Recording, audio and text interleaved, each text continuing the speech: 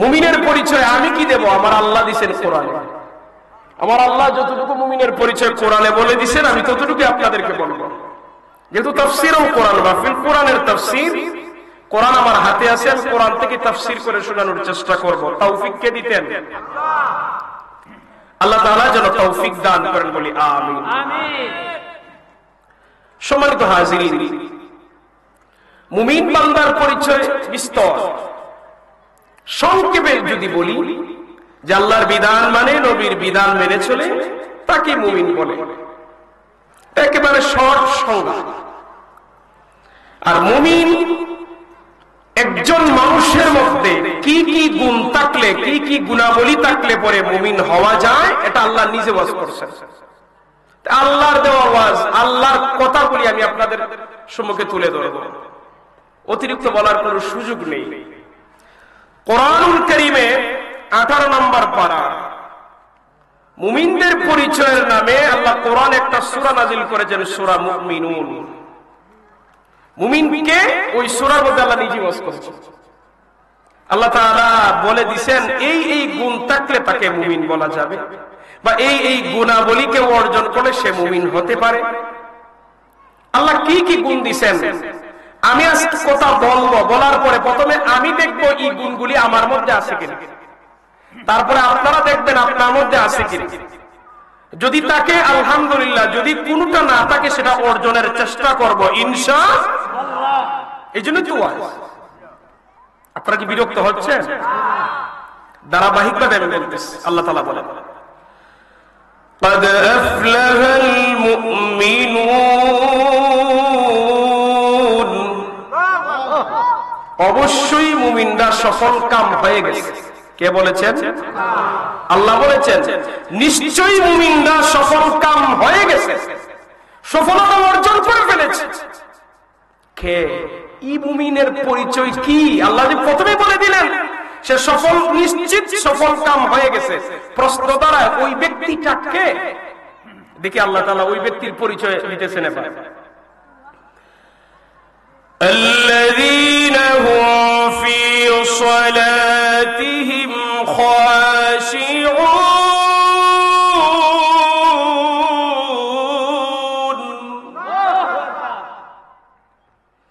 এই মুরব্বির বলিও আর এই কালের বলিও এভাবে যদি সবাই দিতেন, বহু দূরে আপনাদের আওয়াজ যাইত। এই আল্লাহু আকবার বলার ফায়দা আছে নি? প্রথম বাহ্যিক একটি ফায়দা বলে, আল্লাহ নবী বলছেন মুয়াজ্জিন যখন আযান দেয়, শয়তান তখন বায়ু ছাড়তে ছাড়তে পালিয়ে যায়। আযানের প্রথম বাক্য কি? কথা বলেন না আপনারা? আযানের প্রথম বাক্য আল্লাহু আকবার। এই আওয়াজ যখন শুনে শয়তান ভেগে যায়, সহ্য করতে পারে না। কত দূর যায়? একটি বর্ণনা পাওয়া যায়, নবীজি বলছেন বায়দা নামক স্থানে চলে যায়। বায়দা নামক স্থান কোথায়? সাহাবায়ে কেরাম খুঁজে বার করলেন, দেখা গেছে মদিনা থেকে বায়দার দূরত্ব তারা দেখেছেন 23 কিলোমিটার। শয়তান আল্লাহু আকবার আওয়াজ ধ্বনি শুনে কতটুকু যায়? 23 কিলোমিটার যায়। আর বর্ণনা আছে 30 আছে, বিভিন্ন। একটা পাইলাম আমরা 23 কিলোমিটার যায়। আপনাদের এখান থেকে 23 কিলোমিটার কত দূর? আচ্ছা, বহু দূরের দরকার নেই, মোটামুটি মাইকের আওয়াজ যত দূর, আমরার গলার সাউন্ড যত দূর, এত দূর তো যাবে। এই বিষয়ে আসেনি তো? আল্লাহ কোরআনও সহ্য করতে পারে না, আল্লাহু আকবার ধ্বনিও সহ্য করতে পারে না। একসাথে বলেন আল্লাহু আকবার। আল্লাহ তাআলা মুমিনের 1 নাম্বার গুণাবলী বলতেছেন আল্লাযীনা হুম ফি সলাতিহিম খাশিউন।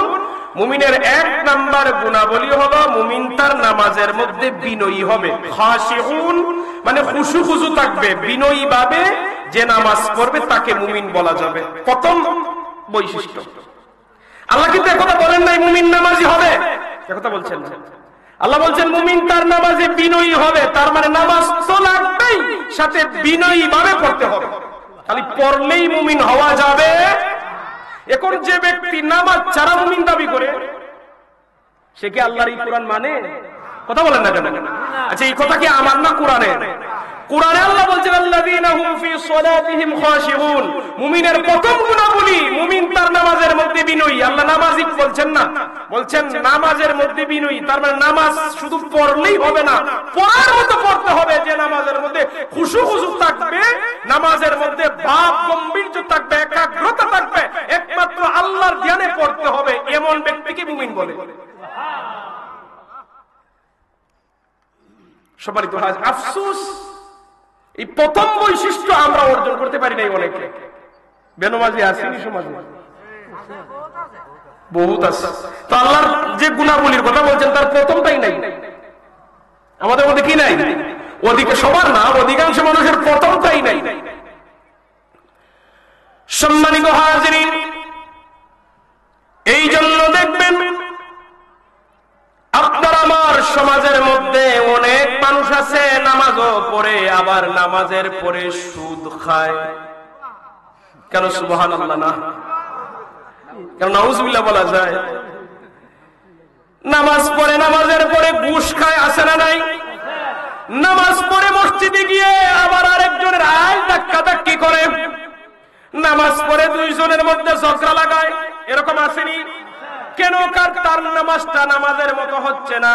আল্লাহ তাআলা যেইভাবে নামাজের কথা বলেছেন ওইভাবে ওই মানুষটা নামাজ পড়তে পারে নাই। কেননা তার নামাজটা যদি নামাজের মতো হয়ে যাইতো, ওই বান্দা নামাজের পরে আর দুনিয়ার কোনো গুনার কাজ করতে পারতো না।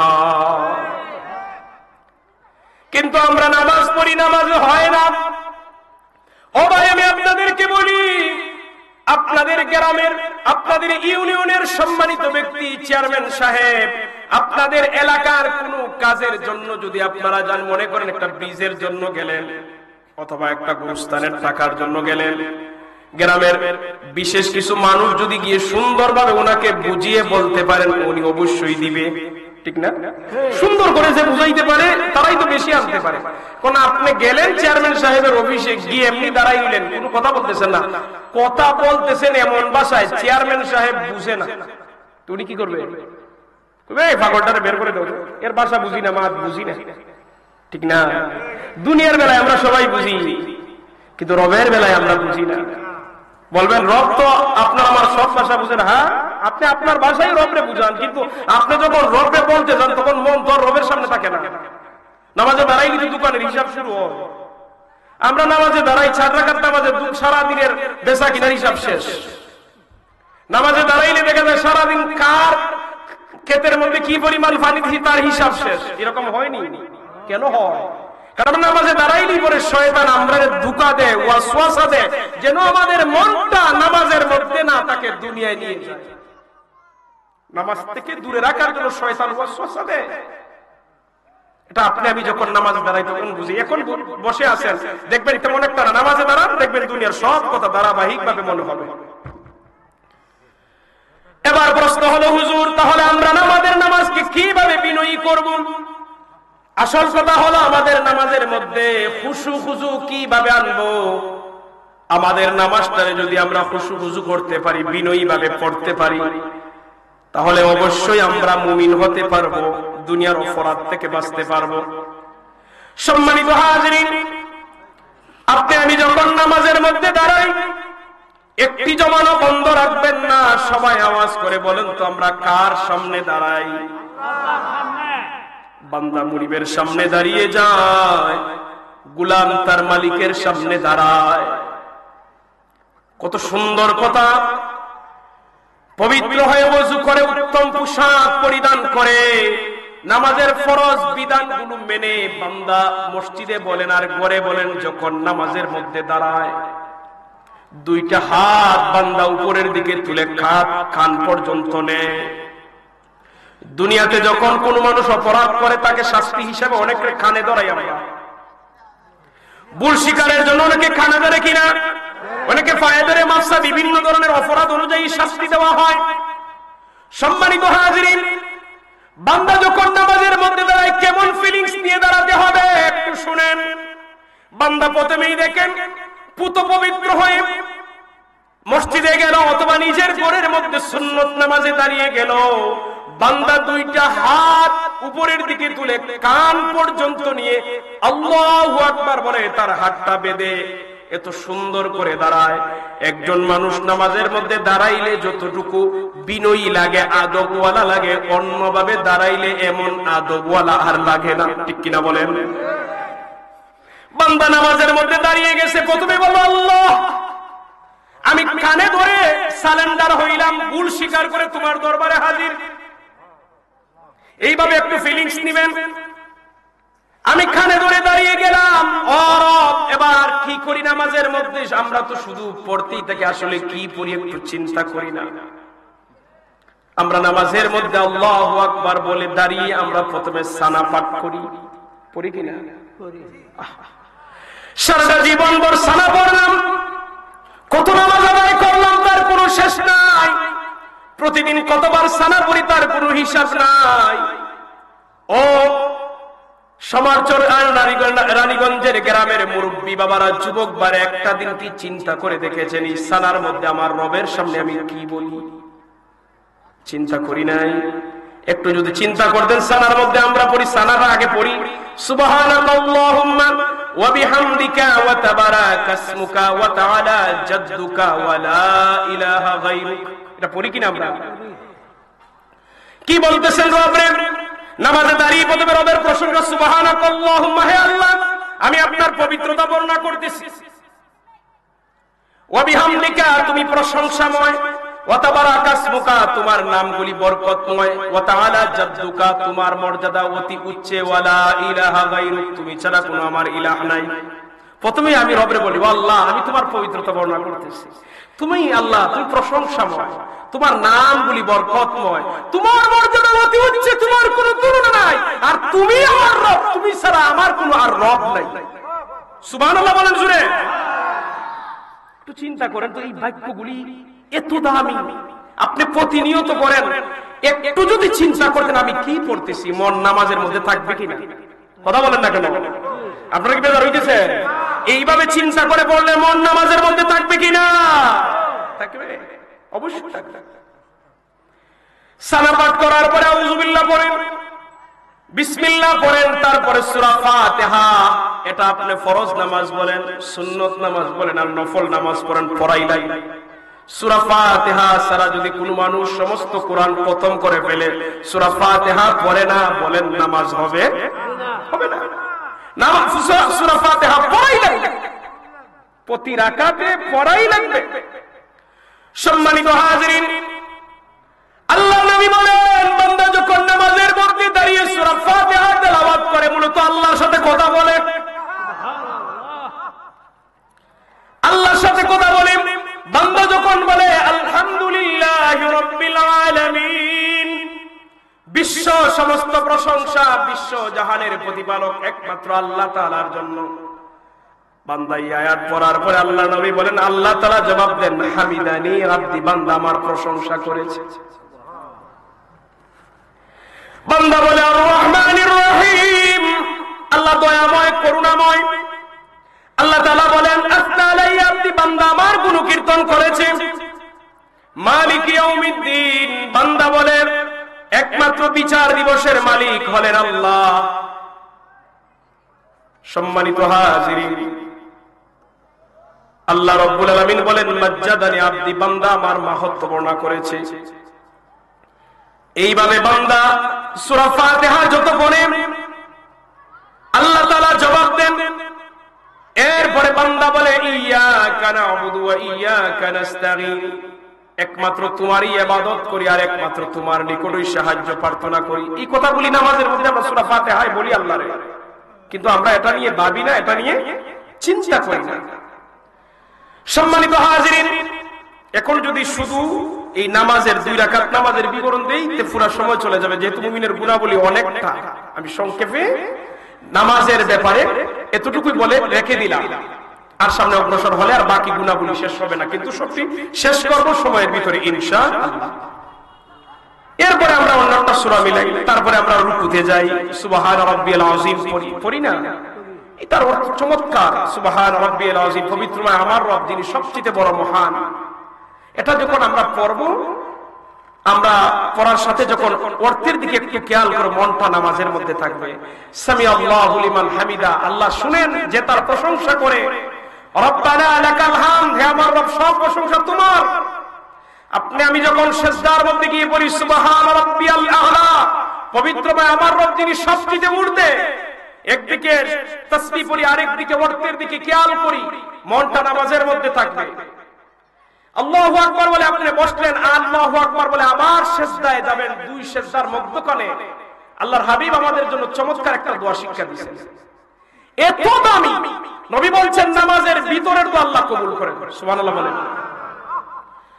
এত সুন্দর একটি দোয়া দুই সিজদার মধ্যখানে, আল্লাহুম্মা গফিরলি ওয়ারহামনি ওয়াহদিনি ওয়াআফিনি ওয়ারযুকনি ওয়াজবুরনি ওয়ারফা'নি।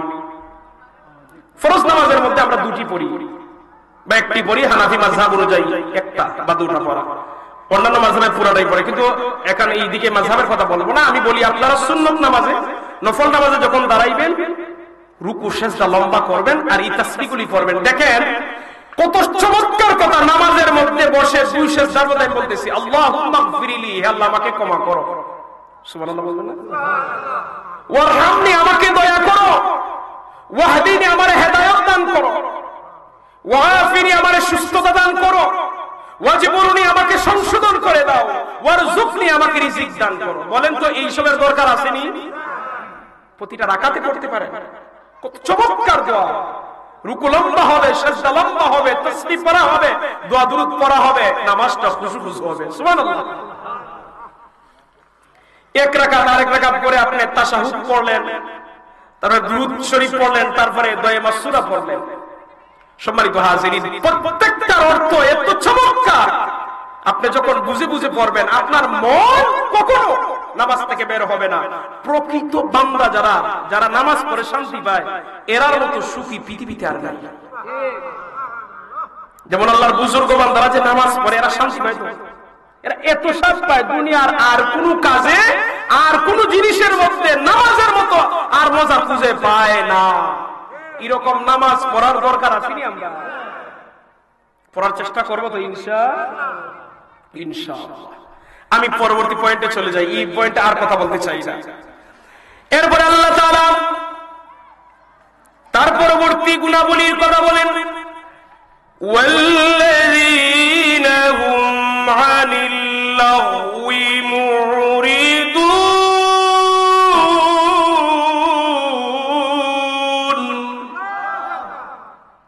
আল্লাহ তাআলা বলেন মুমিন আজে বাজে কথাবার্তা থেকে বিরত থাকে। মুমিন বাজে কথা বলে না, মুমিন এমন কথা বলে না যে কথা বললে গুনাহ হয়, এটা মুমিনের বৈশিষ্ট্য। মুমিন যে কথা বলে প্রত্যেকটা কথার মধ্যে সওয়াব আছে। ভালো কথা ছাড়া মুমিন কথা বলে না, এটা মুমিনের বৈশিষ্ট্য। আজে বাজে যে কথা বলে সে মুমিন হতে পারে না। আজে বাজের বিভিন্ন প্রকার আছে, এটা অন্যান্য বিষয় অন্যান্য হুজুরের আছে, আমি সংক্ষেপে এখানে বলতেছি। আজে বাজে কথা, যে কথা বললে কোনো উপকার হয় না, দুনিয়ারও উপকার নাই, পরকালেও উপকার নাই, নিজেরও ফায়দা নাই, পরিবারের ফায়দা নাই, সমাজেরও ফায়দা নাই, এমন কথাই হলো বাজে কথা, ঠিক না? আমাদের জবান, আপনি সারাদিনের হিসাবটা রাত্রে বেলা করে দেখেন, আজকে সারাদিন এই টুট দিয়ে জবান দিয়ে কয়টি নেকির কাজ করেছেন, কয়টি গুনাহের কাজ করেছেন, দেখবেন পাল্লা, গুনার পাল্লাটা ভারী হয়ে যায়। কারণ ঘর থেকে বের হয়ে আমরা দুনিয়ার এমন কথা শুরু করি, নিজের নিয়ে ভাবি না, অন্যের নিয়ে বেশি চিন্তা ভাবনা, ঠিক না? নিজের কত ভুল আছে, নিজের কত অপরাধ আছে দেখি না, আরেকজনের একটি ভুল পাইলে আমি না বলা পর্যন্ত শান্তি পাই না। সম্মানিত হাজিরিন, তাহলে মুমিনের কখনো বৈশিষ্ট্য নয় মুমিন মন্দ কথা বলবে, মুমিন বাজে কথা বলবে। এরপর আল্লাহ তাআলা মুমিনের আরেকটি গুণাবলী বলেন, ওয়াল্লাযীনা হুম লিয-যাকাতি ফাঈলুন।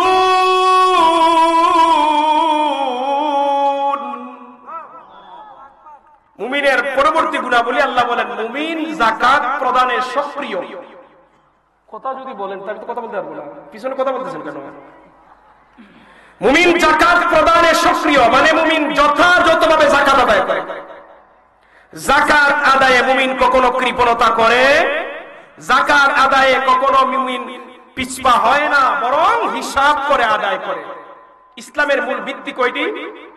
কথা বলেন, ইসলামের মূল ভিত্তি কয়টি? কালেমা, নামাজ, রোজা, হজ, যাকাত, ঠিক আছে? ধনীদের জন্য যাকাত এবং হজ, আমরা ধনীদেরটা বাদই দিলাম, আমরা সবার জন্য যে তিনটি সেটাই নিয়ে কথা বলি। আচ্ছা, যাকাত তো ধনীদের জন্য। যাকাত কিভাবে আদায় করতে হবে? বান্দার উপর যখন ফরজ হবে তখনই আদায় করতে হবে। যাকাত একটা হলো দেহের যাকাত, আমরা যে বডি আছে বডির একটা যাকাত আছে, বডির যাকাত হলো রমাদান মাসের রোজা। বলেন সুবহানাল্লাহ। বডির যাকাত কি? রমাদান মাসের রোজা। সম্পদের যাকাত আপনি আদায় করবেন বৎসরে একদিন। কয়দিন? ইংরেজি হিসাব নয়, বাংলা নয়, আরবি মাসের তারিখ হিসাব করে রাখবেন। আপনি কোন দিন থেকে তারিখটা ধরবেন? যেই দিন আপনার কাছে নেশাব পরিমাণের মাল জমা হবে। নেশাব পরিমাণ মাল কতটুকু? আপনি যদি রূপা ধরেন 52.5 তোলা রূপা, স্বর্ণ হলো 7.5 ভরি স্বর্ণ। আল্লাহ রসুলের জামানায় 52.5 তোলা রূপা আর 7.5 ভরি স্বর্ণের দাম ছিল সমান। কালের পরিবর্তনে বর্তমান সময়ে সোনার দাম বেড়ে গেছে, রূপার দাম কমে গেছে, ঠিক না? এখন 1 ভরি স্বর্ণের দাম তো 1.5 লক্ষ টাকা, প্রায় 1,40,000 এরকম। আর রূপা তো 1,000 টাকা আছে, 1200 আছে, 1500 আছে। তাহলে কোনটা ধরবো? হানাফি মাযহাবের সিদ্ধান্ত যেটার দাম বাজারে কম, যাতে গরিবের ফায়দা হয়, মানে রূপা ধরবো। 52.5 তোলা রূপার দাম বর্তমান বাজারে 70 থেকে 80,000 টাকা। ভালো রূপা ধরলে না 1 লক্ষ টাকা, 90 থেকে 1 লক্ষ টাকার ভিতরে, মনে করেন 90,000 টাকা। এই বছর 88,000 টাকা বেশিরভাগ হিসাব করা হয়েছিল, এই জন্য আমি 90 ধরলাম। 90,000 টাকা আপনার কাছে জমা হলো, পরিবার পরিজনের খরচ ব্যতীত অতিরিক্ত। এটা যদি 1 বছর করে জমা থাকে, আপনি ওই বছর শেষ হওয়ার পরে যেদিন বছর হয়ে যাবে ওই দিন 40 ভাগের 1 ভাগ যাকাত দিতে হবে। কয় ভাগের 1 ভাগ? 40 ভাগের 1 ভাগ। তার মানে যদি 1 লক্ষ টাকা হয়, 40 ভাগের 1 ভাগ হলে 2,500 টাকা, শতকরা 2.5%। 40 ভাগের 1 ভাগ শতকরা 2.5%। আপনি 2,500 টাকা যাকাত দিবেন। সম্মানিত হাজিরিন, এই যাকাতের বিধানটা যদি বাংলাদেশের ধনী মানুষেরা ঠিক মতো মানত, 1 বছরের মাথায় বাংলাদেশে কোনো গরিব খুঁজে পাওয়া যায় না। কিন্তু ধনীরা যাকাত দেয় না। বলবেন হুজুর আপনি কিভাবে জানলেন? বড় বড় অনেক মানুষের হিসাব জানি ভাই, এই জন্য বলছি। সম্মানিত হাজিরিন, এই জন্য যাকাত ভিত্তিক রাষ্ট্র পরিচালনা যদি হয়, ওই রাষ্ট্র কোনোদিন গরিব থাকতে পারে না। আল্লাহর হাবিব দুনিয়া থেকে চলে যাওয়ার পরে হযরত আবু বকর সিদ্দিক রাদিয়াল্লাহু তাআলা আনহু যখন খলিফা হলেন, একদল মানুষেরা মুরতাদ হয়ে গেল, আরেকদল মানুষেরা যাকাত দিতে অস্বীকার করল। আবু বকর সিদ্দিক রাদিয়াল্লাহু তাআলা আনহু বলেন, আমার রাসূলের জামানায় যে ব্যক্তি উটের রশি পর্যন্ত যাকাত দিত, ওই রশিটা দেওয়া দিতেও যদি কেউ অস্বীকার করে, তার বিরুদ্ধে আমি যুদ্ধ ঘোষণা করব। যাকাত না দিলে উনি বলছেন তার বিরুদ্ধে যুদ্ধ করব। প্রশ্ন করা হলো, আপনি এটার ব্যাপারে এত কঠোর কেন? যে এটা ফরজ বিধান, এটা দেওয়াই লাগবে। কঠোর হয়েছে। আমরা দেশ যেহেতু ইসলামিক না, গণতন্ত্র চলে, এই জন্য আমরা আমাদের স্বেচ্ছায় যাকাত দেই। কেউ মনে চাইলে দেয়, কেউ চাইলে দেয় না, তার স্বাধীনতা। কিন্তু দুনিয়াতে হিসাব না দিলে পরকালে হিসাব আছে না? না, পরকালে হিসাব আসেনি। দুনিয়ায় সাফাবাজি করে ভাই বহুত কিছু করা যায়, কিন্তু পরকালে কোনো সাফাবাজি চলবে? দুরূদ শরীফ পড়ি, সাল্লাল্লাহু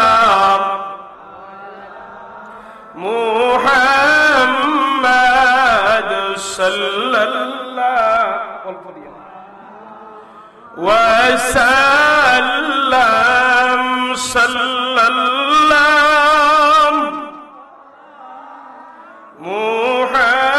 মুহাম্মাদ সাল্লাল্লাহু আলাইহি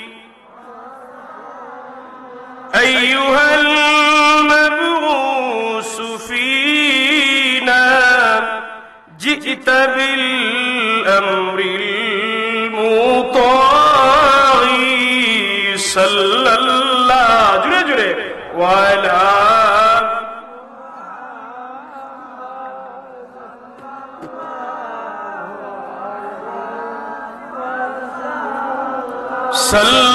সাল্লাল্লাহু আলা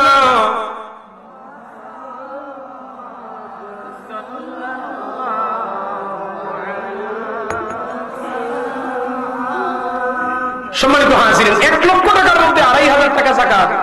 যে বেচারার 1 কোটি টাকা আছে, 2.5 লক্ষ টাকা যাকাত। চিন্তা করে দেখেন, এমনও মানুষ আছে একবার আজ থেকে প্রায় 8 থেকে 10 বছর আগে শুধুমাত্র সিলেট বিভাগ নিয়ে একটা জরিপ করা হয়েছিল। সিলেট বিভাগের 4টা জেলা সিলেট বিভাগ নিয়ে একটা জরিপ হয়েছিল। সিলেট বিভাগের ধনী মানুষেরা যদি সিলেট বিভাগে গরিব মানুষের যাকাত দেয় তাহলে অবস্থাটা কেমন দাঁড়ায়। আজ থেকে 8-10 বছর আগের একটা রিপোর্টের কথা বলছি। তখন তারা হিসাব করে দেখছে 1 বছরের যাকাত যদি সিলেটের ধনীরা সিলেটের গরিবের মধ্যে দিয়ে দেয়, কেউ আর গরিব থাকে না। কিন্তু হাজার হাজার গরিব সিলেটে আছে না নাই? কথা বলেন না, আছে, দেয় না। আল্লাহ নবী বলছেন কিয়ামত যত নিকটবর্তী হবে মানুষ এটাকে জরিমানা মনে করবে। যাকাত দেওয়াকে কি মনে করবে? জরিমানা। এটার প্রমাণ আমি পেয়েছি। সিলেটে আমি দীর্ঘদিন ছিলাম মসজিদ মাদ্রাসা। তো যিনি মুতাওয়াল্লি ছিলেন ধনী মানুষ, উনি আমার কথায় 1 কোটি 10 লক্ষ টাকা খরচ করে একটা মসজিদ দিয়েছেন। উনি বলছে হুজুর আপনি থাকবেন? থাকবো। উনি করছেন। উনি আমার কথায় 86 লক্ষ টাকা খরচ করে একটা মাদ্রাসা করছে আমার হাতে সব।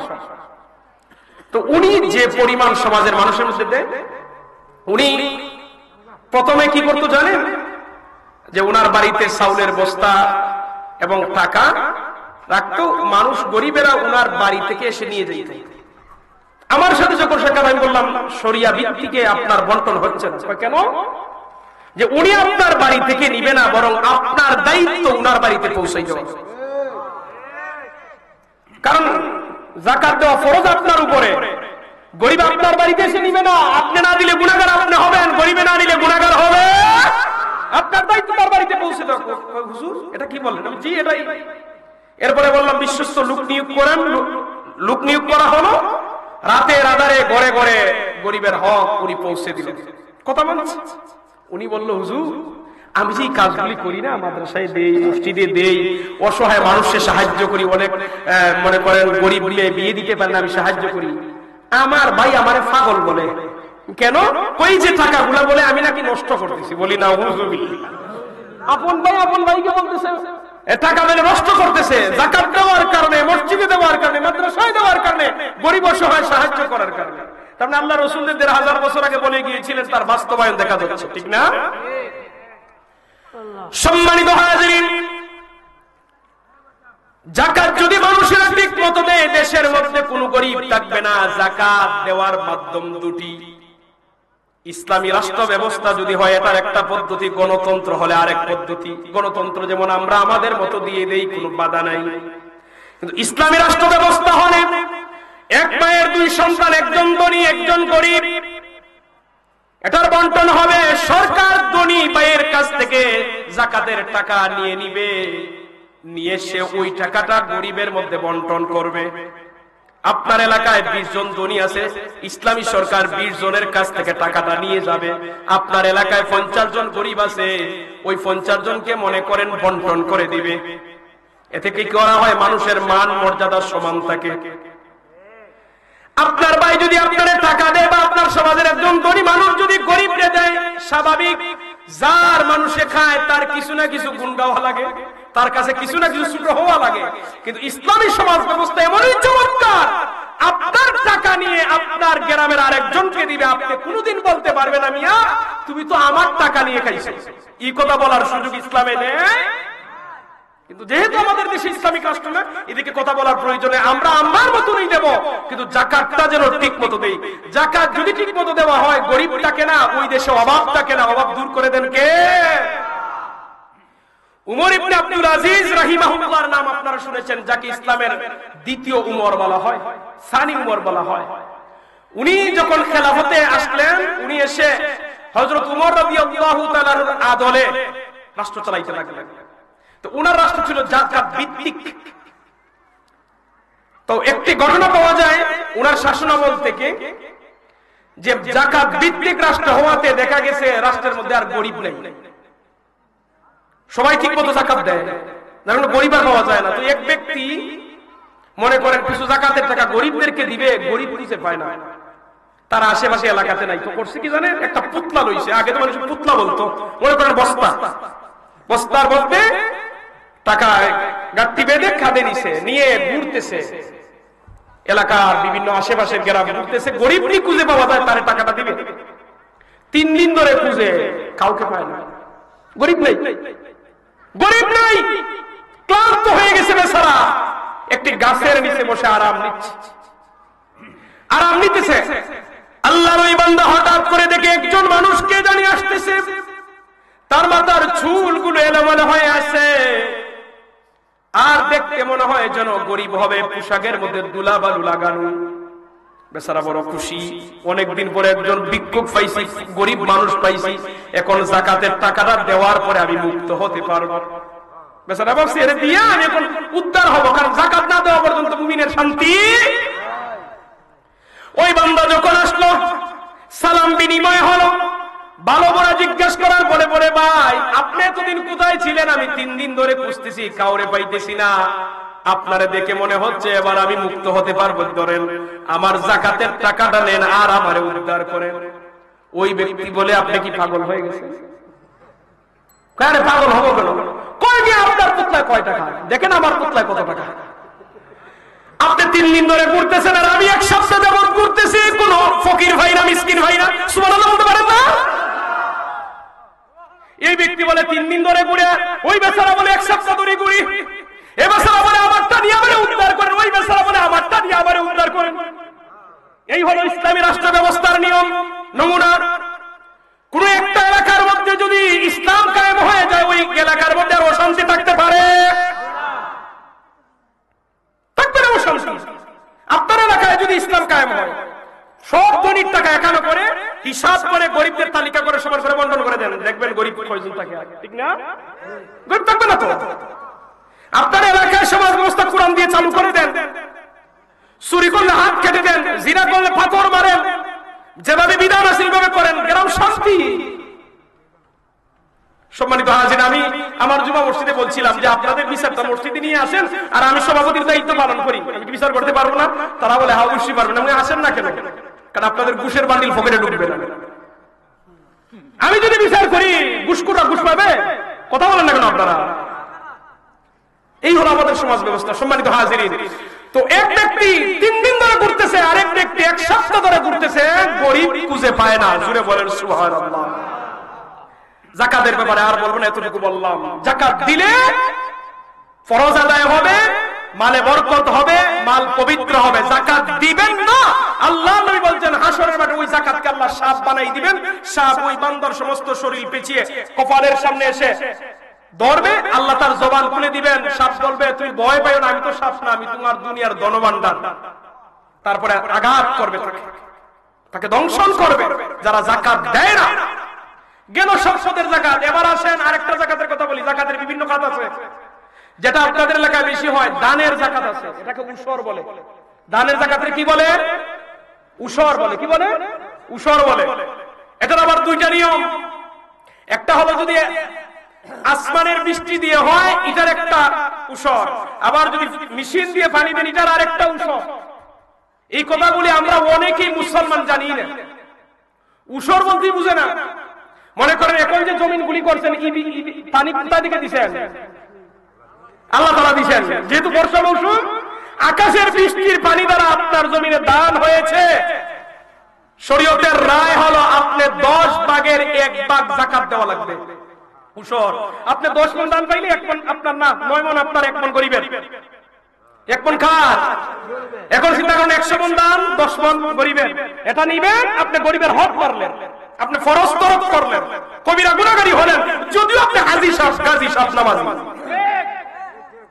সম্মানিত হাজিরিন, এবার আসেন আপনি মেশিন দিয়ে পানি দিতেছেন, আপনার টাকা খরচ হয়েছে। এই জন্য আল্লাহ তাআলা বিধান সহজ করে দিয়েছেন, 20 ভাগের 1 ভাগ।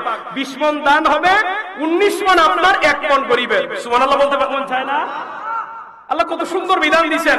আকাশের পানি 10 ভাগের 9 ভাগ আপনার, 1 ভাগ গরিবের। আর আপনার সেচের মেশিন দিয়ে পানি দিবেন, 20 ভাগের 19 ভাগ আপনার, 1 ভাগ গরিবের। কেউ এখন আপনাদের এলাকায় এমন আছে না 100 মণ 200 মণ দান পায়?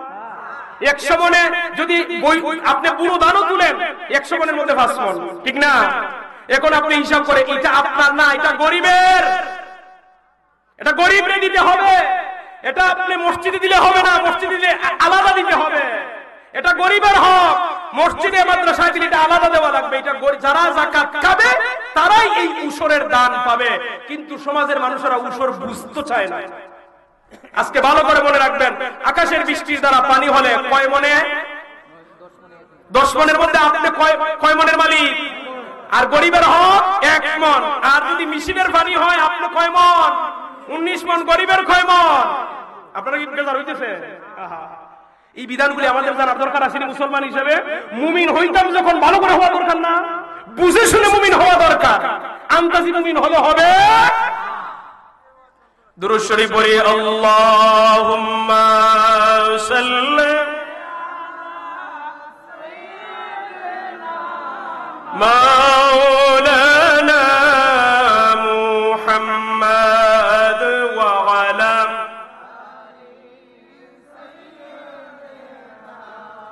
মাওলানা।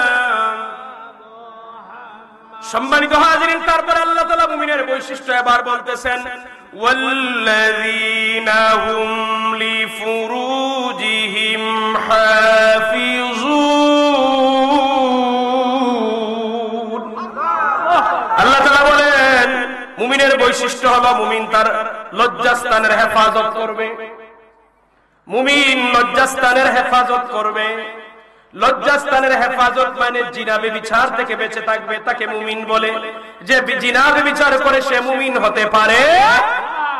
তবে আল্লাহ তাআলা লজ্জাস্থানের হেফাজত করার জন্য বিধান দিয়েছেন যেন আমরা লজ্জাস্থানের হেফাজত করতে পারি, জিনা ব্যভিচার থেকে বাঁচতে পারি। এই জন্য আল্লাহ তাআলা পরবর্তী আয়াতের মধ্যে বলেন, ইল্লা আলা আজওয়াজিহিম আও মা মালাকাত আইমানুহুম ফাইন্নাহুম গায়রু মালুমিন।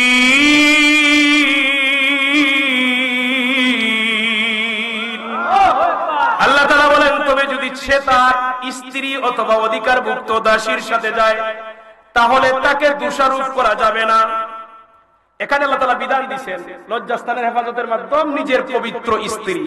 আর দাসীর কথা বলছেন, দাস প্রথা আমাদের দেশে নাই, এটার বিধান নিয়ে আলোচনা করার প্রয়োজন নাই। দাস প্রথা এখন উঠে গেছে, বিলুপ্ত। ইসলামী সমাজ ব্যবস্থা থাকলে যে দেশে কোরআনের আইন আছে ওই দেশে থাকবে। আমাদের দেশে দাস প্রথা নাই। আমরা লজ্জাস্থানের হেফাজতের মাধ্যম হলো বিবাহ বন্ধন, পবিত্র বিবাহ বন্ধনের মাধ্যমে। বিবাহ বন্ধনের মাধ্যমে মানুষেরা তার লজ্জাস্থানের হেফাজত করবে, জিনা ব্যভিচার থেকে বেঁচে থাকবে। এই আয়াতের ব্যাখ্যায় মুফাসসিরিনে কেরাম বলছেন আল্লাহ তাআলা তাগিদ দিয়েছেন যখন বান্দা বান্দির বয়স হয়ে যাবে সে যেন বিবাহ করে নেয়, সে যেন বিবাহ করে নেয়। কিন্তু এখানের মধ্যে যে বিষয়টি আমাদের সমস্যা, আমরা ছেলে মেয়ের বিবাহের উপযুক্ত বয়স হয়ে গেল আমরা বিয়ে দেই না। অনেক সময় ছেলেরার বয়স বেশি হয়ে যায়, অনেক সময় মেয়েরার বিয়ে দিতে আমরা দেরি করে ফেলি।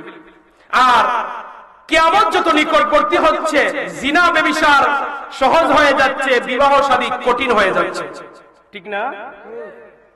এখন তো বিয়ে শাদী একটা পাহাড় সমান মনে করে, বুঝা মনে করে। কারণ কি জানেন, ছেলে বলে গাড়ি মোটরসাইকেল ছাড়া তো আমি বিয়ে করবো না। হ্যাঁ, মেয়ের বাবা বলে 10 লাখের নিচে খাবিনও মানি না। দুই দিকে হরতাল। ছেলের বাবা জিনিস চায়, মেয়ের বাবা বড় খাবিন চায়। দুই দিকে হরতাল দেওয়াতে বিয়ে শাদী সহজ না কঠিন? সাথে ছেলের বাপে শুধু খালি মোটরসাইকেল থেকে মাল না, মানুষও 200 আছে, কেউ 300 500 এরকম আসেনি নিয়ম। আজকে আমি মুসলমান হিসাবে, আপনাদের দ্বীনী ভাই হিসাবে আপনাদেরকে সাহায্য মানা না মানা আপনার ব্যাপার বলে যাই। শুনে রাখেন বিধান, কোন ছেলের বাবা বা ছেলের পক্ষ থেকে যদি বলা হয় আমরা 200 মানুষ নিয়ে আসবো, 300 নিয়ে আসবো বা 100 মানুষ নিয়ে আসবো, এটা শুনে রাখেন এটা মেয়ের বাবার উপর জুলুম। জুলুম বলবেন হুজুর তাহলে বিয়ে করি অপরাধ না? অপরাধ না। আপনি বিয়ে করবেন, কন্যা আনবেন, আপনি খাইতে যাবেন কেন? আমার রাসূলের জামানার বিয়েগুলা দেখে। হ্যাঁ, মেয়ের বাবা যদি বলে যে বিয়া হিসাব আপনি 10 জন নিয়ে আসেন, আপনি 10 জন নিয়ে যাইতে পারবেন। মেয়ের বাবা যদি বলে আপনি 50 জন নিয়ে আসেন, আপনি 50 জন নিয়ে যাবেন। কিন্তু আপনি যদি বলেন এটা জুলুম হবে, কারণ আপনার বলার কোনো অধিকার নাই। কারণ মেয়ের বাবা বিপদে পড়ছেন আপনারা খাওয়ানোর জন্য। ইসলামী বিধান যদি, রাষ্ট্র যদি থাকতো, মেয়ের বাবা এক একজন বাদশার মতো থাকতো। ইসলামে মেয়েদের দাম আছে না নাই? আমাদের সমাজ ব্যবস্থা, আমাদের রাষ্ট্র ব্যবস্থা মেয়েদেরকে সম্মান দেওয়ার নামে অপমান করতেছে, অথচ ইসলাম মেয়েদেরকে সম্মান দিছে। হ্যাঁ, মেয়ের বাবা খাবিন দাবি করতে পারবে, এটা তার অধিকার, অধিকার মেয়ের বাবা বলতে পারবে। কিন্তু এই যে অতিরিক্ত বলা আরম্ভ হয়েছে, আমরা দেশে 10 লক্ষ 5 লক্ষ ভাই, এগুলি জুলুম, এটা বাড়াবাড়ি হয়ে যাচ্ছে। উভয় দিকে ছাড় দিতে হবে, বিবাহকে সহজ করতে হবে। আজ বিবাহ কঠিন হয়ে যাচ্ছে, আর কাবিন নামার নামে ফাঁকি লেখা থাকে 10 লাখ, দেওয়ার নামে 1 লাখের খবর নেই। এখানে যারা বিয়ে করছেন, আমি আপনাদেরকে বলি, যারা বিয়ে করছেন, যুবক আছেন, আমার বাবার বয়সী আছে, আপনি ভালো করে মনে রাখবেন, আপনার স্ত্রীর কাবিন নামায় যা আপনি লেখছেন, কিয়ামতের দিন আপনার স্ত্রী আপনাকে মাপ দিবে না, ইঞ্চি ইঞ্চি আদায় করবে। বলবেন ওই সময় কাবিন পাবো কোথায়, টাকা তো নাই, নেকি দিবেন। বলবেন আমার তো নেকি নাই, তাহলে বিবির গুনাহ আনবেন, তারপরে বিবি মাপ দিবে না। দুনিয়াতে আপনার জন্য কাঁদবে, আপনার জন্য রান্না করে খাওয়াইবে, আপনি মরলেও কাঁদবে, দোয়াও করবে, কিন্তু কাবিন নামা মাপ দিবে না যদি দুনিয়া থেকে পরিশোধ না করেন। আর আপনার বিবি যদি দুনিয়া থাকতে আপনারা মাপ দিয়ে দিলে ভিন্ন বিষয়। সবাই তো মাপ দিবে না, জোরে মাপ নেওয়া যাবে না, কৌশলে মাপ নেওয়া যাবে না। স্ত্রী যদি চায় কমিয়ে দেয়, 5 লক্ষ টাকা কাবিন ছিল, স্ত্রী যদি বলে আপনার 2 লক্ষ টাকা মাপ দিলাম, আপনি 3 লক্ষ দিয়ে দেন, অথবা আপনার একবারই আমি আমার স্বেচ্ছায় মন থেকে মাপ দিলাম, তাহলে আপনি মুক্ত। আর আপনি যদি মনে করেন বিভিন্ন ঘটনা বলেন, এদিক সেদিক ঘুরিয়ে বলেন, কিছু মাফের জন্য জায়েজ নাই। এই কারণ মুহূর্তে তো বিবাহের আপনার বিবির কাছে যাওয়ার আগে দেওয়ার কথা। এটা আমাদের সমাজ ব্যবস্থার কারণে আজ এই অবস্থা, আমরা জানি না। আমি বলি ভাই, 200 মানুষ নিয়ে যাইতে খরচ হয় না, গাড়ি ভাড়া লাগে না, এই সব বাদ দিয়ে যা পারেন নগদ দিয়ে দেন, নগদ দিয়ে নগদ মোহর আদায় করে বিবাহ করুন। এই বন্ধনটা মজবুত হবে, শক্ত হবে, এই পরিবারটা শান্তির পরিবার হবে। সম্মানিত হাজির, আরেকটি বলি, আপনারা বেজার হইতেছেন, কঠিন কথা বলতেছি তো, তারা আগোয়ার কথা কোনো ঘটনা নাই, ওয়াজ মুমিনের গুণাবলী এই জন্য বলতেছি। আমরা যেহেতু লেখাপড়া করছি, মানুষে ফোন দেয়। গত কিছুদিন আগে একজনের ফোন দিয়েছে, হুজুর আমি ফাতেমি মোহর দিয়ে বিয়ে করবো। ফাতেমি মোহর বললে আমাদের মধ্যে একটা আবেগ আসে কিনা, কথা বলেন না? ফাতেমি মোহর, নবীর মেয়ে ফাতেমা, নবীর মেয়ে ফাতেমার মোহর কত ছিল এইটা দিতে চাই, খুব আবেগের বিষয়। নবীর মেয়ে ফাতেমার মোহর কত ছিল? 500 দিরহাম। কয়শো দিরহাম? বর্তমান বাজার রেটে 1.5 লক্ষ টাকা ধরেন, 1,40,000 এরকম আমি হিসাব করছি, রূপার রেটে কি। এখন ফাতেমি মোহর দিয়ে সে বিয়ে করবে। ফাতেমি মোহর দেওয়া, ভালো করে একটা বিধান শুনে রাখেন, ফাতেমি মোহর দেওয়া সুন্নাত না। বলবেন কেন? একজন রিস্কার ড্রাইভার টেলার দেবে, তার বিয়ের দরকার আছে, তার তো 10,000 দিনই চলে, ঠিক না? আমাদের মাযহাব ইমাম আবু হানিফা আমাদের জন্য এত সহজ করে গেছেন, বলছেন বিবাহের সর্বনিম্ন মোহর হলো 10 দিরহাম। কয় দিরহাম? 10 দিরহাম। বাজারে যে 3,000 টাকা, এই 3,000 টাকা মাত্র। হ্যাঁ, 5,000 টাকা ইমাম সাহেব 3,000 টাকা দিয়ে বিয়ে করলে অসুবিধা কি? ইমাম সাহেবের বেতন যেহেতু 50,000 না, 3,000 দিয়ে বিয়ে করলে কোনো অসুবিধা আছে? কিন্তু তো এই মোল্লাদের কাছে 3,000 বিয়ে দিবে না। সম্মানিত হাজিরিন, বিধান আল্লাহ সহজ করে আমাদের জন্য দিয়েছেন, আমরা এটা কঠিন করে ফেলছি। 3,000 দিলেই দেখেন মোহর আদায় যায়। যদি 2 দল একমত হয়, গরিব হয়, এখন কোটিপতি, সেখানেও 1,40,000 ফাতিমি মোহর দিবে, তার কাছে 10 লক্ষ টাকা মাটিও না, এটা ডাইল বাতো না, সে 10 লক্ষ টাকা দেয়, তার আছে অসুবিধা নাই। আপনি পারেন 1 লক্ষ টাকা দিয়ে দেন, আপনার তৌফিক অনুযায়ী মোহর দেওয়া সুন্নাত। বলেন সুবহানাল্লাহ। আপনার তৌফিক অনুযায়ী মোহর দেওয়া সুন্নাত। ফাতিমি মোহর ছেলেরা অনেকে দিতে চায়, ফরজ নামাজ পড়ে না, হে ফাতিমি মোহর দিতে চায়, সুন্নাত বড় না ফরজ বড়? কথা বলেন না। ছেলে ফোন দিয়ে হুজুর বাসর ঘরের নামাজের নিয়মটা কি? জিজ্ঞেলাম ফজরের নামাজ পড়লে, নামাজ পড়ি না। হে বাসরের নামাজ পড়ার লাগি ফোন দেয়, মাসালা বুঝে। হে 5 ওয়াক্ত নামাজ পড়ে না, বাসর রাইতে নামাজ না পড়লে কোনো গুনাহ আছে? নফল নামাজ। এই হলো আমার অবস্থা। সম্মানিত হাজিরিন, আমার আল্লাহ তাআলা এরপরে বলতেছেন, ফামান ইবতাগা ওয়ারাআ যালিকা ফাউলাইকা হুমুল আদুন। এর বাইরে যখন বান্দা যাবে, সে সীমা লঙ্ঘনকারী হিসেবে সাব্যস্ত হবে। অর্থাৎ নিজের স্ত্রী ব্যতীত যখন অন্য কোন মহিলার দিকে নজর দিবে, ওই ব্যক্তি সীমা লঙ্ঘনকারী হিসেবে আল্লাহর আদালতে উঠবে। নিজের স্ত্রী ছাড়া অন্য কারোর সাথে জিনা বিচার করা যাবে না, অন্য কোন মহিলার দিকে নজর দেওয়া যাবে না। যদি কেউ করে, সীমা লঙ্ঘনকারী হবে। সম্মানিত হাজিরিন, বিবাহের আগে প্রতিটা মুসলমানের উচিত বিবাহের মাসলা মাসাইল জানা। মাসলা মাসাইল জানার দরকার আছে নি? কি রকম জানা দরকার? দেখেন আমার নবী বলছিলেন ১৫০০ বছর আগে, কিয়ামতের আগে স্বামী স্ত্রী জিনা করবে। এটা অবাক কিছু, স্বামী স্ত্রী আবার জিনা কিভাবে হয়? যার ব্যাখ্যা হলো স্বামী তার স্ত্রীর তালাক দিবে, আবার সংসার করবে। এই জন্য আল্লাহ তাআলা একজন স্বামীরে তার বিবিকে তালাক, ৩টা তালাকের অধিকার দিয়েছেন। কয়টা তালাক? একটু কথা বলেন না। একজন পুরুষ তার স্ত্রীকে 3টা তালাক দিতে পারবে, 3টা তালাক দেওয়ার অধিকার দিয়েছেন। আল্লাহ তো একটা দিতে পারতেন না, আল্লাহ 3টা দিয়েছেন যেন বান্দা সুযোগ নিতে পারে। এখন তালাক দেওয়ার বিধান কি? তালাকে আহসান আছে, তালাকে হাসান আছে, তালাকে বিদআ আছে। শব্দগত দিক দিয়ে তালাক আছে, তালাকে সরি আছে, তালাকে কেনায়া আছে, তারপরে বিভিন্ন প্রকার তালাক আছে। সম্মানিত হাজিরিন, তালাক দেওয়ার আগে ইমানদারের দায়িত্ব, মুমিনের দায়িত্ব হলো একজন মুফতির সাথে পরামর্শ করা। কিন্তু বর্তমানে তালাক দেওয়ার পরে এসে জিজ্ঞাসা করে, হুজুর এই কাজ করছি, ফতোয়া কি আছে? লেখাপড়া করছি বিধায় আপনারা নাম দিয়েছেন মুফতি, আসলে তো মুফতির যোগ্যতা আমরা নাই। তারপরে এখন মানুষে যেহেতু জিজ্ঞাসা তো ফতোয়া দেওয়া লাগে।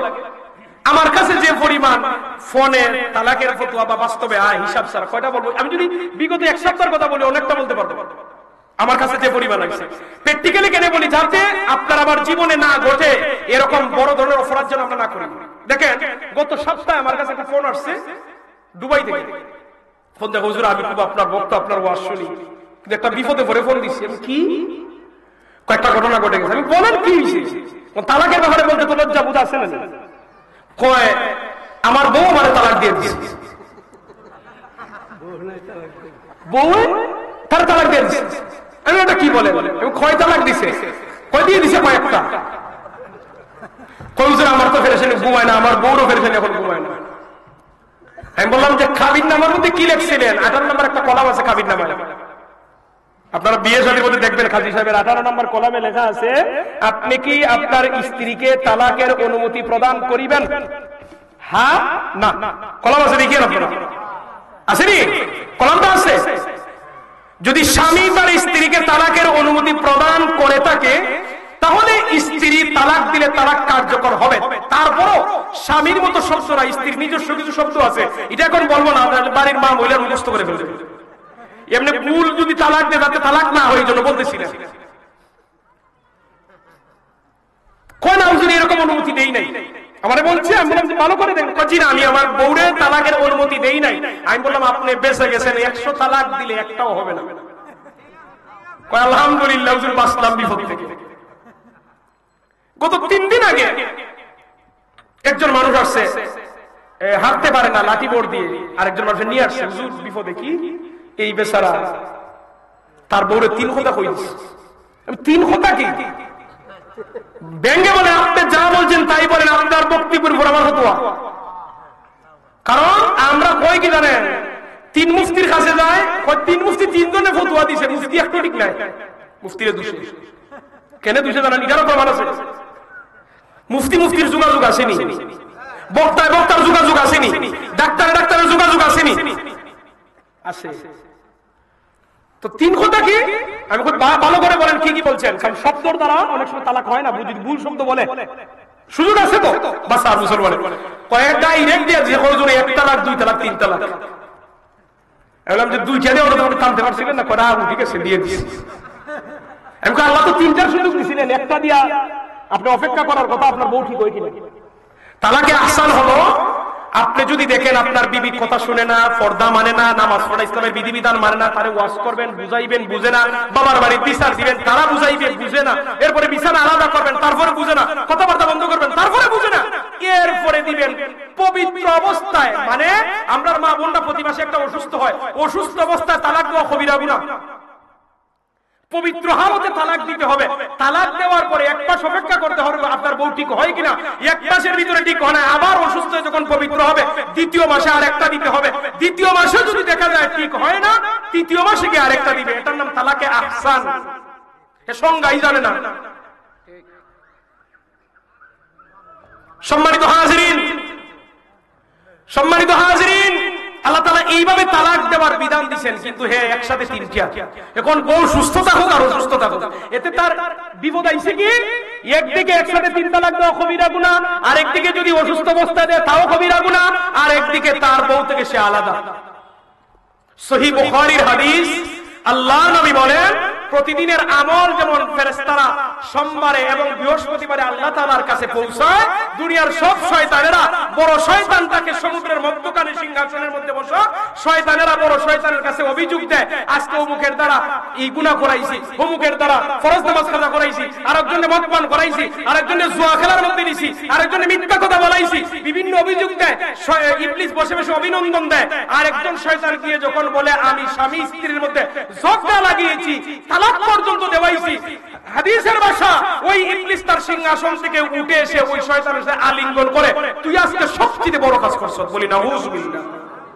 আরে মদ খাইলে তো তওবা করলে মাফ, নামাজ ছেড়ে দিলে তওবা করলে মাফ, বউ যদি তালাক তিন তালাক দিয়ে দেয় হাজার তওবা করলে লাভ আছে? এখন তিন তালাক দিয়ে দেওয়ার পরে ঘটনা হয় কি জানেন? তার 6টা ছেলে আছে, 2টা মেয়ে আছে, বউ ওখান দিয়ে জামাই ওখান দিয়ে। ওর সমাজের কিছু দরদি মানুষ আছে না, এরা পারে বা জামাই ওখান দিয়ে বউ ওখান দিয়ে, এবার 6টা বাচ্চা আছে, দেও মিলাইয়া দিছে মিলাইয়া। ওনার কিন্তু উদ্দেশ্য ভালো, মুরব্বীর উদ্দেশ্য ভালো না, উনি তো 2টা পরিবারে একত্রিত করতে চায়, ওনার নিয়ত ভালো, কিন্তু কাজ ভালো না। কারণ আপনার পেটে অপারেশন হবে, বাজারে গিয়ে যদি ফার্মেসিতে অপারেশন শুরু করে, কি তা মনে করো? অথবা ক্ষেতের খামলা বেটা যদি খাসি দিয়ে অপারেশন শুরু করে, বাজবানি মনে করো। এইভাবে কি অবস্থা? এখন যদি মিলিয়ে দেয়, এরা সংসার করবে, জিনা হবে, এরার যেমন গুনাহ, যিনি মিলিয়ে দিবে উনারও তেমনই গুনাহ। আওয়াজ করে বলি নাউযুবিল্লাহ। বাবাজি সব জায়গায় হাত দিয়েন না, যেটা আপনি পারেন সেটা সমাধান করেন।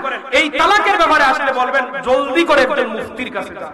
এক তালাক দিলে বউ 3 মাসের ভিতরে আনার এক নিয়ম, 3 মাসের 3 তুহুরের ভিতরে আনলে তালাকে রিজি বলে, 3 তুহুর পার হয়ে গেলে তালাকে বাইয়িন বলে, এটার আরেক সূরত। 2 তালাক দিলে এটারও সূরত আছে, 3 তালাক দিলে সূরত নাই, তালাকে মুগাল্লাজা একেবারে শেষ। এখন আছেন হিল্লা বিয়া, হিল্লা বিয়ার প্রচলন আছে, শর্ত সাপেক্ষে বিয়া, তুই বিয়ে করবে কতদিন পরে তালাক দিয়ে দিবে, এই বিয়ের প্রচলন আছে। হিল্লা বিয়া নামে, হিল্লা যেভাবে শরীয়তে বলছে এইভাবে আমরা হিল্লা বলি না। এটা হলো বিবাহে নিকাহে মুতআ, রাসূলের জামানায় ছিল। বিবাহে মুতআ কাকে বলে আমি বলি, যখন ইসলামের পুরুষের সংখ্যা বেশি ছিল, মহিলার সংখ্যা কম। মনে করেন পুরুষ 20 জন, মহিলা 3 জন বা 5 জন। পুরুষেরা গিয়া সাহাবায়ে কেরাম বলেন, ইয়া রাসূলুল্লাহ, আমরা কি আমাদের পুরুষত্ব নষ্ট করে দিব, মানে যৌবন শক্তি নষ্ট করে দিব, নপুংস করে দিব? আল্লাহর হাবিব বললেন যে না, আল্লাহ তাআলা নিয়ামত দিয়েছেন, তোমরা নষ্ট করো না, বরং তোমরা কিছুদিনের জন্য মহিলাকে শর্ত সাপেক্ষে বিয়ে করো। কেউ 3 দিনের জন্য, 5 দিনের জন্য, 1 সপ্তাহের জন্য বিয়ে করতেন, তালাক দিয়ে দিতেন, আরেকজন বিয়ে করতো। এটা হলো নিকাহে মুতআ। এ পরবর্তীতে যখন মহিলাদের সংখ্যা বেড়ে গেল, পুরুষ আছে, মহিলাও আছে, আল্লাহর হাবিব জীবিত থাকা, দুনিয়ায় থাকা অবস্থায় নিকাহে মুতআরে হারাম ঘোষণা করে দিয়ে গেছে। আল্লাহর নবী যেটা হারাম করে গেছেন, দুনিয়ার সব মানুষেরা মিলে কি হালাল করতে পারবে? কথা বলেন পারবে? নবী যা বলেন তাই শরীয়ত, নবী হারাম করে গেছেন, কেউ হালাল করতে পারবে? কারণ তাহলে হিল্লা কি? হিল্লা হলো স্বামী তার স্ত্রী 3 তালাক দিয়ে দিছে, ওই মহিলা সাথে সাথে বিয়ে বসতে পারবে না 3 তুহুর পরে। কয় তুহুর? তুহুর মানে পবিত্র। আমরা মা বোনরা যে অসুস্থ হয়, অসুস্থতা থেকে যখন সুস্থ হয় এটাকে বলে তুহুর, পবিত্র।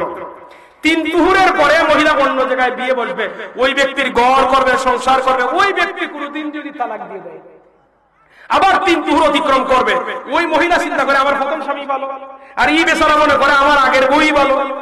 এবার যদি বিয়ে শাদী হয় জায়েজ আছে, এটা 1000-এর মধ্যে একটা ঘটবে কিনা সন্দেহ আছে। সম্মানিত হাজিরিন, কঠিন কথাগুলি আপনাদের সম্মুখে তুলে ধরার চেষ্টা করছি, আমার স্বার্থে নয়, দ্বীনের স্বার্থে। আল্লাহ যেন মানার তৌফিক দেন, বলি আমিন। যারা বিয়ে করছেন এবং যে সব যুবকেরা বিবাহের এখনো বাকি, আমি বলি তালাকের ব্যাপারে বিধান যদি আমরা না জানি, আমরা এমন অ্যাক্সিডেন্ট করে দিতে পারে, তালাক দিয়ে দিতে পারি, আপনার বউ তালাক হয়ে যাবে, আপনার জীবনটা ধ্বংস হয়ে যাবে। সম্মানিত হাজিরিন, কিভাবে মুফতিদের দোষ দেয় দেখেন। আমার এলাকার একটি ঘটনা, আমার কাছে আসছে ফতোয়া নেওয়ার জন্য। 3 তালাক দিয়ে দিছে, আমি বলছি তালাক হয়ে গেছে। এবার গেছে হবিগঞ্জ শহরে আরেকজন মুফতির কাছে, গিয়ে উনারে প্রশ্ন করছে উনার কাছে বক্তব্য দিছে, উনি দিছে তালাক হয় না। তাহলে সে মানে দুষার আমার এলাকার এই মুফতির কোনো দামই নাই, হে আমার বউরে সারাই দিছে, আর বড় হুজুরে আমার বউরে দিয়া দিছে, কোন হুজুরের সাথে আমার পরিচয় আছে। ঘটনাক্রমে একদিন গেছি চা খাইতেছি, বলতেছেন তোমার এলাকার একটা তালাকের ব্যাপারে আসছিল, কোন নামটা কি বলেন অমুক, এমন যে সেটা আমার কাছে আসছিল। তো আমার কাছে বলেন যে আপনি কি করছেন, আপনার কাছে কি বলছে, বলে আমার কাছে এভাবে বলছে। না আমার কাছে এভাবে বলে না, আমি বলি আমার কাছে বলছে তালাক দিছে, 1 তালাক 2 তালাক 3 তালাক, ওনার কাছে বলছে তালাক দিমু, তালাক দিছি আর তালাক দিমু, ব্যবধান আছে না নাই? দিমু তো ভবিষ্যৎবাণী, কোনদিন দিমু তার কোনো স্টেশন নাই। এখন 2 জনের কাছে 2 বক্তব্য, ফতোয়া 2টা, দুষ কি মুফতিদের না তার?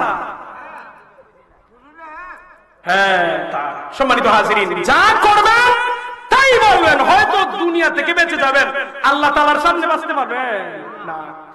সম্মানিত হাজিরিন, এই জন্য আমার আল্লাহ তাআলা বললেন ফামান ইবতাগা ওয়ারা'a যালিকা ফাউলাইকা হুমুল আদুন।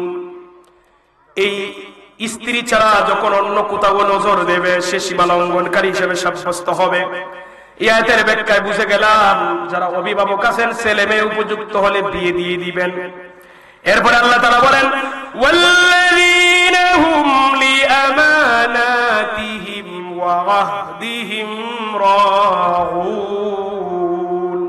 মুমিনের বৈশিষ্ট্য হলো মুমিন আমানতদারী হবে, ওয়াদা রক্ষাকারী হবে।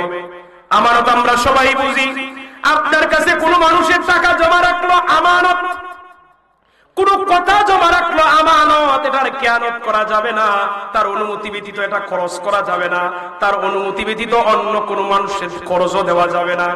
আমানতের খেয়ানত, আমানত রক্ষা করা মুমিনের আলামত, আমানতের খেয়ানত করা মুনাফিকের আলামত। আমানত রক্ষা করা মুমিনের আলামত, আমানতের খেয়ানত করা মুনাফিকের আলামত বিপরীত। ওয়াদা রক্ষা করা মুমিনের আলামত, ওয়াদার খেলাফ করা মুনাফিকের আলামত। ওয়াদার খেলাফ নিয়ে আমি একটি কথা বলি, একটি উদাহরণ দিই। ইরাস পুত্রের একজন লোক একটি উট নিয়ে মক্কায় এসে বিক্রির জন্য, একটি লোক আইছে বিক্রির জন্য, রাস্তায় হোক আর বাজারে হোক দেখা আবু জেহেলের সাথে, সে আবু জেহেলকে চিনে না। আবু জেহেলে বলে কি করবে তোমার উট? বিক্রি করবো। আমার কাছে বিক্রি করো। দাম হলে তুমি বিক্রি করো। দাম বলছে যত বলছে আবু জেহেল কিনে নিচ্ছে, কিনে নিয়ে কিছু টাকা দিছে আর বলছে বাকিটা পরে নিও, অমুক তারিখ। তারিখ আইছে, সে টাকা খুঁজতে গেছে, অমুক তারিখ আইছে, ওই তারিখে গেছে, আরো কয়েকদিন পরে আসে। এইরকম অভ্যাস আমরার দেশের মানুষের আসেনি। ওয়াদার খেলাফ, এটা কি ওয়াদার খেলাফ? ওয়াদা করছে, খেলাফ করতেছে। এইভাবে তারিখ যখন কয়েকটা পরিবর্তন করছে, এই লোক বুঝে এই তো বাটফার, এ আবু জেহেল তো বাটফার, এর কথা দিয়ে কথা রাখে না। সম্মানিত হাজিরিন, এখন আপনার আমার সমাজের মধ্যে যদি এই খাসলত থাকে, যেমন তারিখ কালকে করছে, আগামী সোমবার, পরের সোমবার, পরের মাস, এরপরও নাই, এই খাসলত চরিত্র কার সাথে মিলে? একটু কথা বলেন না, বাস বুঝে গেছেন আপনারা। যারা এই কাজ করে তার চরিত্র কার সাথে মিলে? এ আবু জেহেলের ভাই। এখন কি করছে জানেন? এই লোকটি, ইরাজ গোত্রের ওই লোকটি পাওনা আদায়ের জন্য দিশাহারা হয়ে গেল। যত টাকা চাইলাম ওই ব্যক্তি উটটা কিনে নিল, কিন্তু টাকা দেন আমি তো চিনলাম না। ওই ব্যক্তি গিয়ে দেখে কয়েকজন মানুষ একটা জায়গার মধ্যে বসা, গিয়ে বলে ও আল্লাহর বান্দারা, অমুক ব্যক্তি আমার উট কিনেছে, বাকিতে কিছু টাকা দিছে আর কিছু টাকা এখনো বাকি, বারবার তারিখ পরিবর্তন করে আমার টাকা দেয় না। তোমাদের মধ্যে এমন কোন লোক আছো কিনা আমার টাকাটা উদ্ধার করে দিতে পারবে? ওই সব মানুষেরা যেই জায়গায় বসা, তার বিপরীতে একটা পাহাড়ের কিনারার মধ্যে রাহমাতাল লিল আলামিন বসা। আওয়াজ হয় নাই? জুড়ে বলেন। পিছনের যুবক ভাইরা আওয়াজ করে বলেন সুবহানাল্লাহ। আমার নবী বসা, ওই সব লোকেরা বলে ওই যে ব্যক্তি দেখা যায় তার নাম মুহাম্মদ, তার কাছে যাও। তার কাছে গেলে পরে সে আবু জেহেলের কাছ থেকে তোমার টাকা উদ্ধার করে দিতে পারবে। ওই ব্যক্তি মুসাফির মানুষ, আমার নবী সম্পর্কেও জানে না, এদেরকেও চিনে না। এদের কথা অনুযায়ী আমার নবীর কাছে গেছে। এদের মূল উদ্দেশ্য নয় যে আমার নবী উদ্ধার করে দিবেন, এদের উদ্দেশ্য হলো আবু জেহেলের সবচেয়ে বড় শত্রু আল্লাহর হাবিব, আল্লাহর হাবিবের বড় শত্রু আবু জেহেল। মুহাম্মদ যখন আবু জেহেলের সামনে যাবে, আবু জেহেল অপমান করবে, এতে তারা আনন্দ লাভ করবে। আওয়াজ করে বলি না নাউযুবিল্লাহ। এদের উদ্দেশ্য ছিল মূলত আল্লাহর হাবিবের গালি শোনানো, আপনার আমার নবীর অপমান করা। ওই রাজপুত্রের লোক গিয়ে আপনার আমার নবীর কাছে সাহায্য চেয়ে বলল, ও আল্লাহর বান্দা, তারা বলেছে তুমি নাকি আমার টাকা উদ্ধার করে দিতে পারবে। আবু জেহেল আমার উট কিনেছিল কিন্তু টাকা দেয় নাই, দয়া করে আমার টাকাটা কি তুমি উদ্ধার করে দিতে পারবে? এই কথা বলা মাত্রই আল্লাহর নবী বসা ছিলেন, দাঁড়িয়ে গেলেন। আল্লাহর নবী ওই ব্যক্তির হাতের মধ্যে ধরলেন, বললেন চলো করে আবু জেহেলের বাড়িতে যাবো। সুবহানাল্লাহ বলবেন না? শত্রুর বাড়িতে যাব। তারা ভাবছিল হয়তো নবী যাবেন না, এই জন্য তারা যখন দেখছে আল্লাহর নবী যাইতেছেন, তাদের মধ্য থেকে একজনের গোয়েন্দা হিসেবে পাঠাইছে, তুমি দূর থেকে দেখবে মুহাম্মদ কি বলে আর আবু জেহেল কেমন ব্যবহারটা করে, একটু দেখে আসবে। সে দূর থেকে দেখতেছে আল্লাহর নবী আবু জেহেলের দরজার মধ্যে আঘাত করলেন, ভিতর থেকে আওয়াজ আসলো কে? নবী বললেন আমি মুহাম্মদ ইবনে আব্দুল্লাহ। আবু জেহেল বলে আমি আসতেছি। আবু জেহেল এত কর্কশ মেজাজের জবাব দিল, উদ্দেশ্য ছিল দরজা খুলবে আর আমার নবীর অপমান করবে। কিন্তু যখন ওই সে দরজা খুললো, আল্লাহর নবী প্রশ্ন করলেন, ওই ব্যক্তি কি তোমার কাছে উটের টাকা এখনো পায়? সে বলে হ্যাঁ পায়। কয় এই মুহূর্তে যাও, তার উটের টাকা পরিশোধ করো। আবু জেহেল কোনো কথা বলল না, ভয়ে কাঁপতে লাগলো। ঘরের ভিতরে গেল, টাকা এনে ওই ব্যক্তির হাতে দিল। আল্লাহ নবী বলেন তোমার টাকা কি পরিশোধ হয়ে গেছে? বলে হ্যাঁ, এই টাকাই ছিল। বলেন চলে যাও। ওই ব্যক্তি চলে গেল, আমার নবীজিও চলে গেলেন। ওই ব্যক্তিরে তারা বলে দিয়েছিল আবু জেহেল তোমার সাথে কেমন ব্যবহার করে আর মুহাম্মদ টাকা উদ্ধার করে দিতে পারে কিনা, কি ঘটনা ঘটে আমাদেরকে সে জানাইবে। ইরাজ গোত্রের লোক এবার টাকা পয়সা নিয়ে ওই মানুষদের সামনে এসে বিবরণ দেওয়ার পরে, সামনে এসে যখন দাঁড়াইলো, আবু জেহেল তো টাকা দিয়ে দিল। মানুষগুলা তো অবাক হয়ে গেল, আবু জেহেল তো এমন চরিত্রের লোক না, এত টাকা দেওয়ার কথা ছিল না, সে তো আল্লাহর নবীর অপমান করার কথা। ওই ব্যক্তি চলে গেল। এবার তারা যারে গোয়েন্দা হিসেবে পাঠিয়েছিল তারে জিজ্ঞাসা করলো কি দেখলে? কয় হ্যাঁ এরকম তো দেখলাম। মুহাম্মদ যখন বলল, আবু জেহেল ভয়ে কাঁপতে লাগলো, বলতে দেরি হলো, টাকা দিতে দেরি হলো না। কই ঘটনা কি? এমন তো হওয়ার কথা ছিল না। সম্মানিত হাজিরিন, কিছুক্ষণ পরে ওই আবু জেহেল তাদের মজলিসে আসলো। মূলত আবু জেহেলের সেরা সামুন্ডারাই তারা এক ক্যাটাগরির মানুষই, বাটপাররা কিন্তু বাটপারের সাথে যোগাযোগ। এরা এখানের মধ্যে বসে, আবু জেহেল এসে বৈঠকের মধ্যে হাজির। এরা বলে এই না আবু জেহেল, তোমারে আমরা লিডার মানি, তোমার এত সম্মান করি, আমরা মুহাম্মদ রে তোমার দরবারে পাঠাইলাম, তুমি অপমান করবে। অপমান করার পরিবর্তে সে যেভাবে বলল তুমি টাকা দিয়ে দিলে, এমন কাজ তো তোমার কাছ থেকে আশা করি নাই। আবু জেহেল বলে মুহাম্মদ যখন আমার দরজার মধ্যে আঘাত করেছিল, আমি ঘর থেকে সিদ্ধান্ত নিলাম বের হয়ে তারা অপমান করব। কিন্তু কি করব, যখন আমি দরজাটা খুলে দেখলাম মুহাম্মদের মাথার উপরে এত বড় একটি উট দাঁড়িয়ে আছে, এত বড় বড় চোখে আমার দিকে তাকালো, আমি ভয় পেয়ে গেলাম। এত লম্বা লম্বা দাঁত বের করে আছে। আমি যদি মুহাম্মদের কথা অনুযায়ী টাকা না দিতাম, উট মুহূর্তের ভিতরে আমারে গিলে ফেলতো। জবান খুলে বলে আল্লাহু আকবার। সম্মানিত হাজিরিন, এরা তো অবাক হয়ে গেল এমন ঘটনা। আল্লাহর নবী যখন আবু জেহেলের দরজায় দাঁড়াইলেন, আবু জেহেলের নিয়ত নবীর অপমান করা। এই লোকদের উদ্দেশ্য ছিল আমার নবীর অপমান করা। আল্লাহ তাআলা আরশে আজিমে বসে আর সহ্য করতে পারেন? আরশে আজিম থেকে আর সহ্য করতে পারলেন না। আল্লাহ তাআলা তার কুদরতি উট পাঠিয়ে দিলেন। উটকে ভয় করে সে টাকা দিয়ে দিল। সম্মানিত হাজিরিন, কোন ইমানদার মুমিন বান্দা যদি আল্লাহ তাআলার উপর ভরসা করে ওইভাবে চলে, গায়বী সাহায্য দিয়ে আল্লাহ তারে উদ্ধার করে দিবেন। আমরা ওই রকম মুমিন হতে চাই কিনা?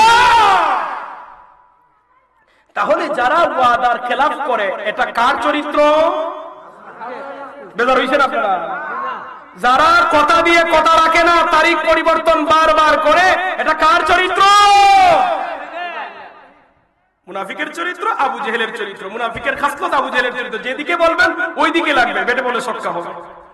এরপরে দেখেন আল্লাহ তাআলা কি বলেন, ওয়াল্লাযীনা হুম আলা সালাওয়াতিহিম ইউহাফিজুন। আল্লাহ তাআলা বলেন মুমিনের শেষ বৈশিষ্ট্য হলো, একানের মধ্যে আল্লাহ বলছেন মুমিন তার নামাজের হেফাজতকারী হবে। আল্লাহ এখানে 7টা বৈশিষ্ট্যের কথা বলছেন। প্রথমটা শুরু করছেন নামাজ দিয়ে, শেষ করছেন নামাজ দিয়ে। বলেন, প্রথমটা শুরু করছেন কি দিয়ে, শেষ করছেন কি দিয়ে? নামাজ দিয়ে। প্রথমটা বলছেন নামাজের মধ্যে খুশু থাকতে হবে, বিনয়ী হওয়া লাগবে।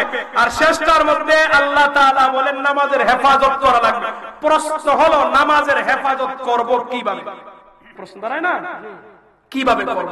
নামাজের হেফাজত মানে যে সময় যে ওয়াক্ত হবে ওয়াক্ত মতো নামাজ পড়া, ঠিক না? ফজরের নামাজ জোহরের সময় পড়লে হবে না, জোহরের নামাজ আসরের সময় পড়লে হবে না। সম্মানিত হাজিরিন, যে সময়ের যে ওয়াক্ত থাকে সেই ওয়াক্ত অনুযায়ী পড়া। আমি ওয়াক্ত একটু বলি, আমরা অনেক সময় ওয়াক্ত বুঝি না। ফজরের সুবে সাদেক থেকে সূর্য উদয়ের আগ পর্যন্ত ফজরের নামাজ, ঠিক না? সূর্য উদয়ের সময় আমাদের দেশের ক্যালেন্ডারে লেখা থাকে 23 মিনিট নামাজ পড়া মাকরুহ বা হারাম, যেটাই বলেন। কিন্তু মূলত কতটুকু সময়? আল্লাহ নবী বলছেন সূর্যটা যখন উদিত হওয়া লাগবে, এটা পরিপূর্ণ হওয়া পর্যন্ত নামাজ পড়া হারাম। বিজ্ঞান বলছে, এখন আধুনিক বিজ্ঞান বলছে সূর্য পরিপূর্ণ হতে 9 মিনিট লাগে। কয় মিনিট? 9 মিনিট লাগে। এই জন্য সতর্কতার জন্য এখন উলামায়ে কেরাম বলছেন সূর্য উদয়ের 15 মিনিট পরে নামাজ পড়ো। কেউ 23 মিনিট পরে পড়ে, এটা আরো সতর্কতা, কোনো অসুবিধা নেই। আপনি 15 মিনিট পরে পড়তে পারেন, 23 মিনিট পরে পড়তে পারেন। 23 মিনিট আরো সতর্কতা, আরো ভালো। আপনি জোহরের ওয়াক্ত আরম্ভ হওয়ার আগ পর্যন্ত ফজরের নামাজ 4 রাকাতি কাজা আদায় করতে পারবেন। জোহরের ওয়াক্ত আরম্ভ হয়ে গেলে শুধু ফরজ কাজা করবেন। জোহরের ওয়াক্ত আরম্ভ হবে, আরম্ভ হওয়ার পরে আসরের আগ পর্যন্ত থাকে, এটা আমরা সবাই বুঝি। আসরের ওয়াক্ত আরম্ভ হলে সূর্য অস্ত হওয়ার আগ পর্যন্ত পড়বেন। সবচেয়ে বড় সমস্যা মাগরিব আর এশার ওয়াক্ত নিয়ে। যেমন একবার এক জায়গা নাম আমি বলবো না, এক জায়গায় ওয়াজ, তারা মসজিদের ভিতরে ওয়াজ চলতেছে, নামাজ পড়ে পড়বো, এশার নামাজ না পড়ে নামাজ রেখে দিয়েছে, পড়ে পড়বো বলে এখন রাত বেজে গেছে 12:30। এখন তো ফতুয়া আরম্ভ হয়েছে, নামাজ হবে না। কেউ কেউ নামাজ হবে, কেউ কেউ নামাজ ফতুয়া খেয়ে দেয়। যারা মুসল্লি ফতুয়া খেয়ে দেয়, ফুরা করবে 12টা হয়ে গেছে, 12টা পরে এশার নামাজ আছে না, একদল আরেকদল নামাজ হবে। এখন আপনারা জানেন আর না জানেন, আমি আপনাদেরকে প্রশ্ন করতেছি না, আমি বলে দিই। এশারের ওয়াক্ত থাকবে সেহরি খাওয়া পর্যন্ত, যত সময় থাকে তত সময় পর্যন্ত এশার ওয়াক্ত বাকি থাকে। বলেন আলহামদুলিল্লাহ।